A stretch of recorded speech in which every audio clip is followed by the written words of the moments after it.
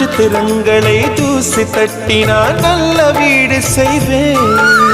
நட்சத்திரங்களின் சூட்டில் நான் உருகி போய்விடில் ஏன் செய்வாய்? உருகிய துளிகளை ஒன்றாக்கி என் உயிர் தந்தே உயிர் தருவேன்.